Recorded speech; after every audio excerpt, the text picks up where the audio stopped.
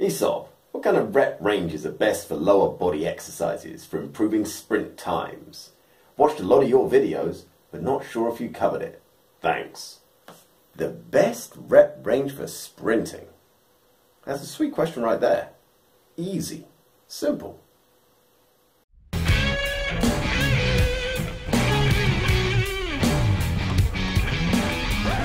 Preach! Testify!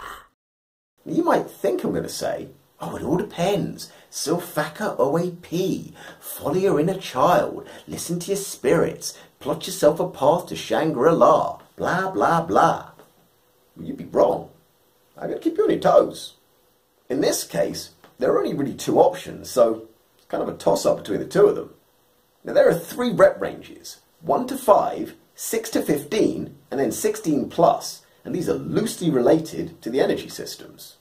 So 1 to 5 is predominantly ATP, 6 to 15 is predominantly glycogen, and 16 plus is ever increasingly relying on fat as a substrate.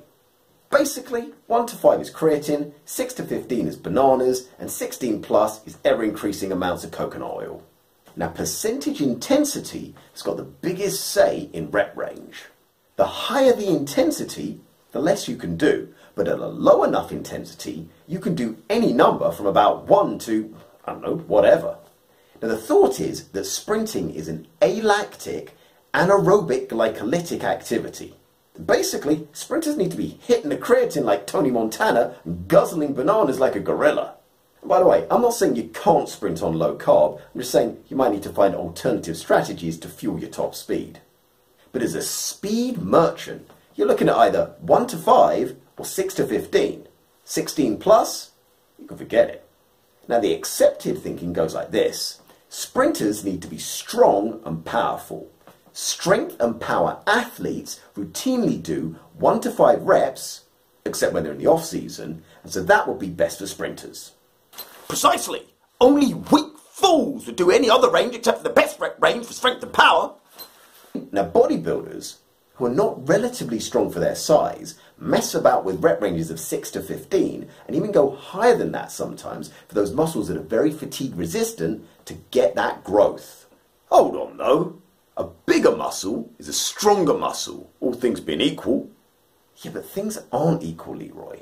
In fact, things are pretty far from equal because you guys don't do the maximal strength training needed to equalize it. You watch your math, you get banging it. However, that sort of thinking has leaked into track and field. You've got athletes hypertrophying, glowing up over the winter, which is very intimidating to your competition when you're stripping off, to then be left in last place as some skinny whippet with genuine power tears out of the blocks in the lane next to you. And you cover the first 10 meters in a split second, but believe me, that's ample long enough for you to realize the horror that you've wasted an entire winter on the vain thought that some big old quads going to equal more speed. So that would mean that by process of elimination, the best rep range is 1 to 5, which is the same as for power and strength athletes. But it might not be. You see, sprinting, as I keep saying, is neural. The average sprinter is already beating that CNS in the sprint sessions, and to therefore further burn it out in the weights room is just robbing you for the next sprint session. Now, if you're looking to be faster, you have to sprint.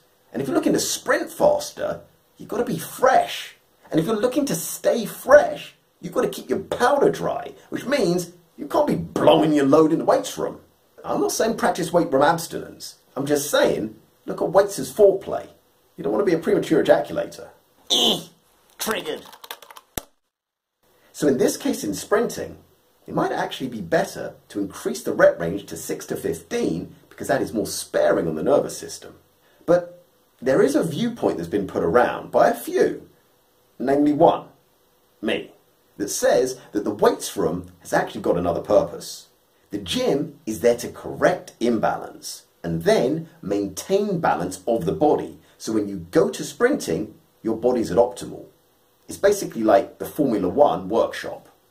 The F1 track is where you win the championship. You don't win it in the workshop.